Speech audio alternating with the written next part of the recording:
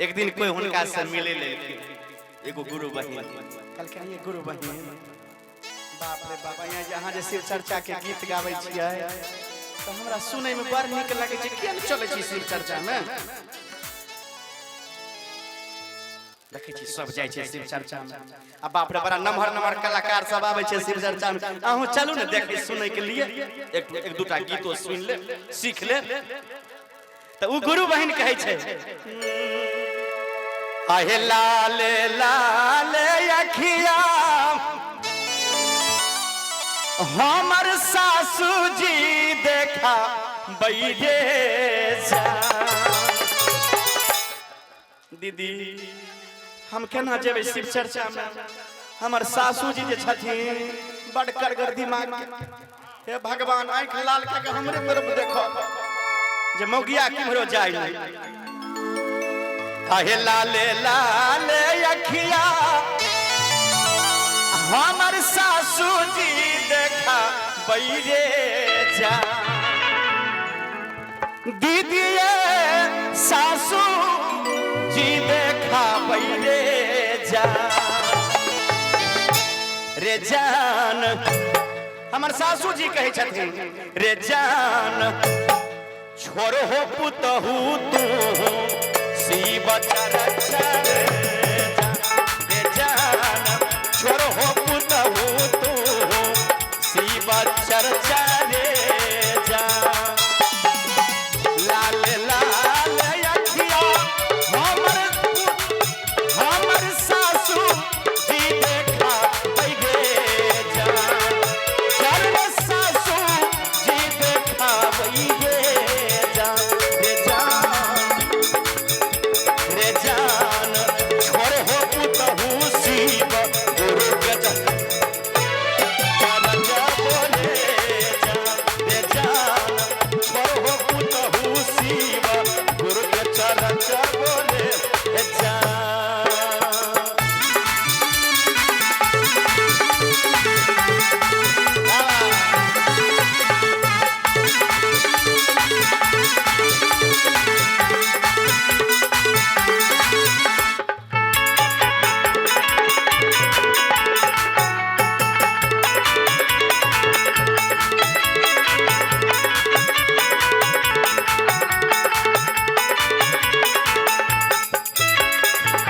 केतनो समझावई सासू केतनो करिया बैठे जा।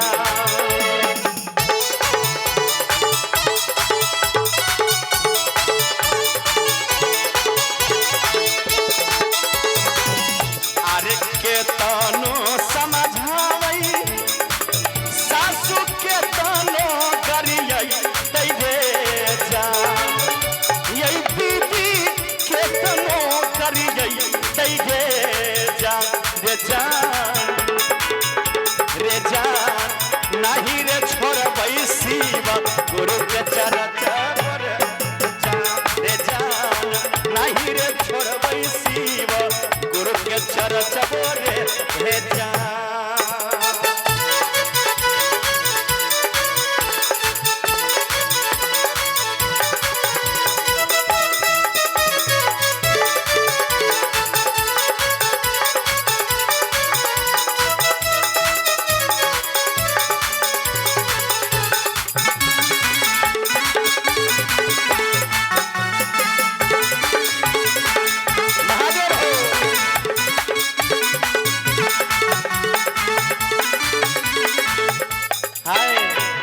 देखियो ई छथिन छोटू मनोज जी।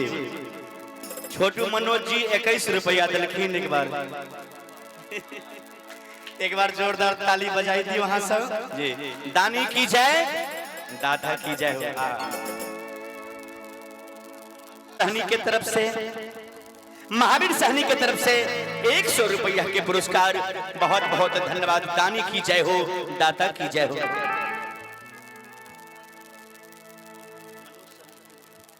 पवन सहनी के बाबा मनोज सहनी के बाबा पवन जी और पवन कुमार के बाबा मनोज सहनी और शिवजी सहनी की तरफ से शानदार 201 रुपया के पुरस्कार के बार जोरदार ताली होके चाहे। देखिए वो गुरु बहन कहे छथिन हर के तनो करियै तई बहिना के तनो समझै तई रे जा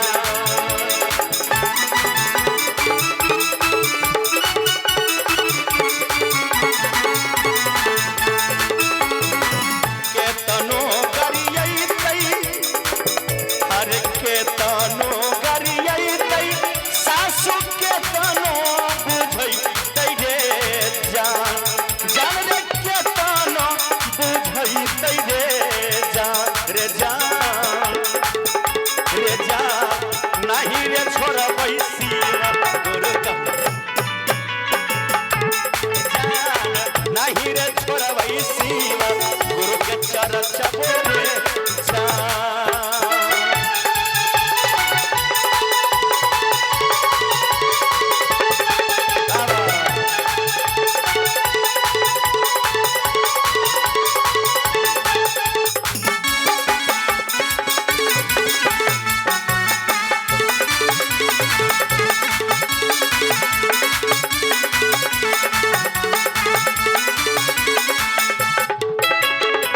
महेश सहनी के लड़का दीपक सहनी की तरफ से 50 रुपया के पुरस्कार बहुत बहुत धन्यवाद। और देखियो वो गुरु बहन अपना गुरु बहन से कहे थे दीदी भूला बेल पतिया से शिवा गुरु के मनई बैठे जा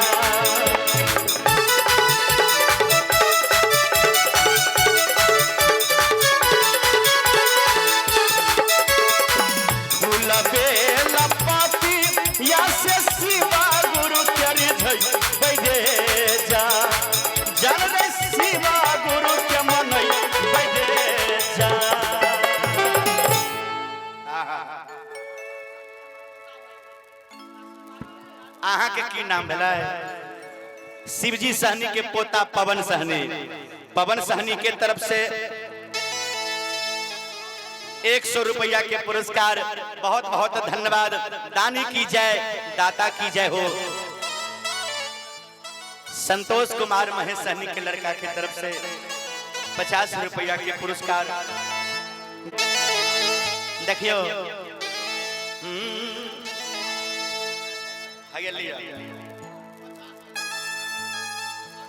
अरे के तनो समझाई मनोज भैया देखियो शिव गुरु में कितने शक्ति है कितने पावर है। अरे के तनो इनका तो होशिये लगे मान लियो अहाँ हम कन्या छी माना कि ओना कन्या या कहाँ के आंगन में छथिन कखनो अयलखिन हम हाँ एक बार बोलाई दियो जी एतो हाजिरी लगेना जरूरी है कहे छे।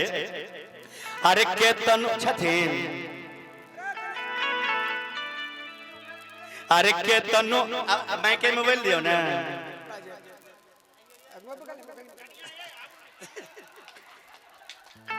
अरे के तनो समझबै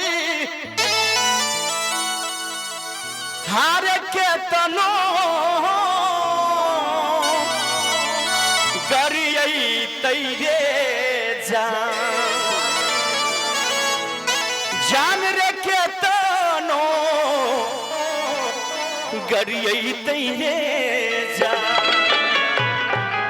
रे जान नहीं रे छोड़बै शिव गुरु के चरण बोरे जा नहीं रे छोड़बै शिव गुरु के चरण बोरे जा।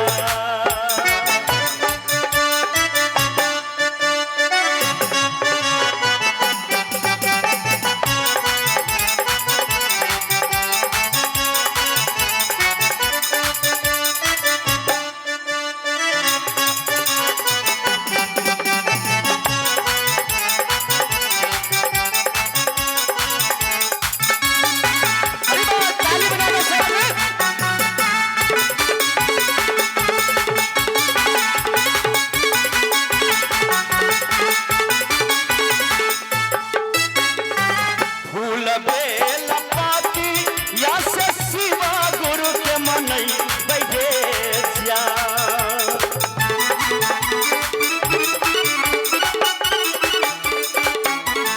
हाय हाय यह नहा के कन्या वेलखिन जय हो एक बार ताली बजा के इनका आशीर्वाद दो दियो धर्म के काम कैला से घाटा नहीं छे धर्म के पूजा पाठ कैला शिव चर्चा कैला से सत्संग भजन करेला से भगवान घाटा नहीं दै छथिन 1 से 21 करे छथिन देखियो